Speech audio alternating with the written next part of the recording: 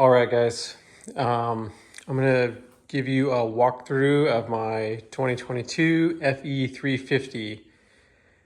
This bike does a lot. It's a dual sport bike and a cross-country trail and race bike, and it's treated me very well. I've touched a lot of parts on it, had some winners and some losers, and a lot of changes, but it works excellent for me now. Let's see, currently there are 240 hours and about 5,500 miles. So a lot of tires, a lot of gas, a lot of parts, but I love to ride it and I'm going to keep riding it for at least a couple more years. Okay, so I'm just going to start at the front of the bike and work backwards. For the front, my current tire is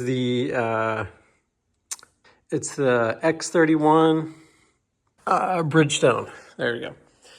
I used the Golden Tire 9090 for 216 9090. That was okay. This one has a little more steering feel, which I like. Stock brake rotor. This is an interesting change. This is a Brembo front caliper. I'll put the picture on the screen now, but it has smaller piston diameters, so the brake feel is much better. See, my lever travel is nice and short, and that's just how I like them. And the brake tech system originally had a lot more lever travel. So still the brake tech master, but Brembo caliper from a KTM. Stock rims. These are the Pro-Tech wraparound fork guards. Like them a lot, just with a lot of trail riding and just being kind of a person that crashes a lot. It's just good protection. Next, one of the biggest upgrades I have is MX Tech Lucky fork cartridges. It's about, not cheap, but it really makes the bike just feel a little more mature, more stable, more forgiving, and I can go faster with more confidence. So I really like that. This came with the Explorer forks that were just kind of soft and squishy, so that's a great upgrade. A Turby's headlight, a Turby's X-Factor handguards. Also, so moving back down the bike a bit, you'll see this is if you can recognize it, a KTM plastics kit, not a Husqvarna plastics kit, and that's because this has a subframe swap, and I'll put some pictures on the screen now of all the work that went into that. But I broke the composite Husqvarna subframe twice, and at 200 and some bucks a time, I was tired of that. So I have a new gas tank. And actually, this is from my father-in-law who built a dual sport KTM 500 that had a bunch of takeoffs. So gas tank, seat, subframe, and plastics were all swapped. It was actually super easy, but that's a great thing, especially for dual sporting. Just overall reliability. It's been a great feature to the bike. Okay, so KTM plastics, a Turby's 3-gallon tank, Turby's grip things on the side. This is a cool trick part. This is by San Diego Powerhouse. It's just a low profile filler cap. Really like that because my tank bag for dual sport riding goes on the top. IMS tank vent. I like that. Again, I just hate having the vent flop around. Public Land Riders handlebar bag, big fan of that. Yep, big fan of this bag. I like to carry my phone with me and snacks and just a few little small tools, so it's great, and it keeps the weight off my back, which I like. ODI road grips, really like that. Helps a lot with hands, hand feel. Then this bike was a FE350, not the S model, so not street legal.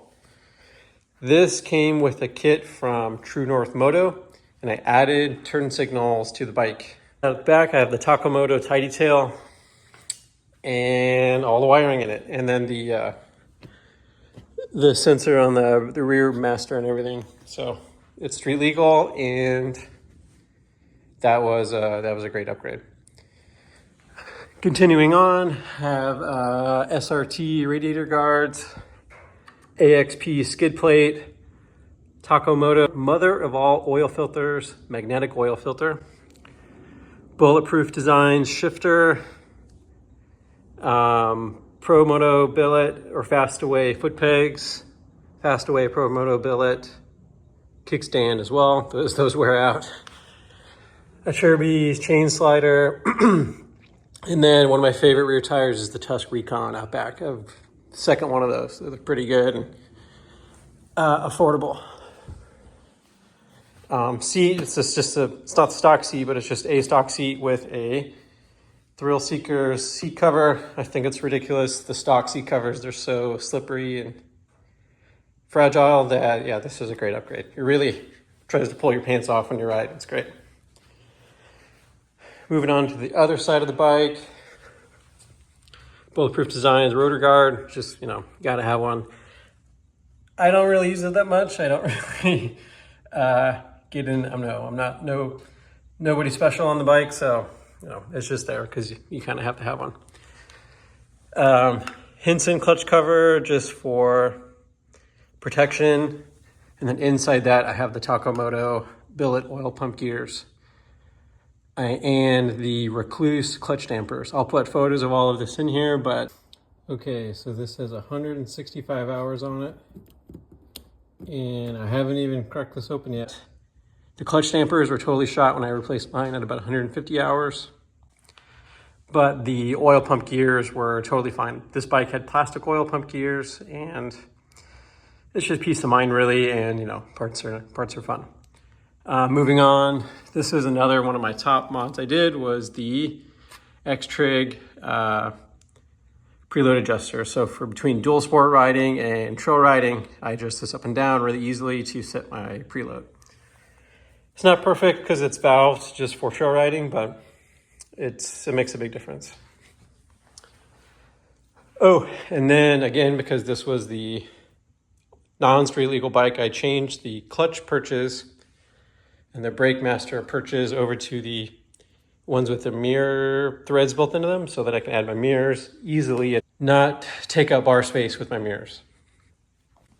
A couple small other little details I added were these little loops. These are from my kayak actually. Therefore adding like a little bag on the back on the tail just with a strap. I have Dirt Tricks dome washer and front sprocket. Real happy with the bike. It works excellent. It does everything I need it to do. It keeps up with 300 two-strokes and BMW GS adventure bikes all in the same. I'll put lots of pictures and stuff in now, but this is the current generation of it, and it's going to stay like this for a while. I went through a lot of parts. Pros and cons, you'll see that in another video of all the things that have been on this bike and I've removed, but I really like where it's at now, and it really does it all, at least for me. Thanks for watching. Bye. Okay, well, thanks for watching this part review of my FE350. This is my first video, and I've been thinking about doing this for a while. I have a lot of experience with this bike, just really from learning, really. No one really guided me that much. Yeah, so it's my experiences, for better or worse. I am an amateur at riding and turning wrenches in every sense of the word. I have no sponsors, and I just do what I think will make my bike better. I would love to hear from people about their questions about specific parts, possibly dive deeper into the controversial magnetic oil filter. I also have a couple of videos planned of going into just a general review of the bike over the hours and the maintenance I've done, as well as a detailed look at the parts I use to dual sport the bike and for my VDRs. So who knows when those will come out. This one actually wasn't too hard to make, but thank you for watching and enjoy the pictures.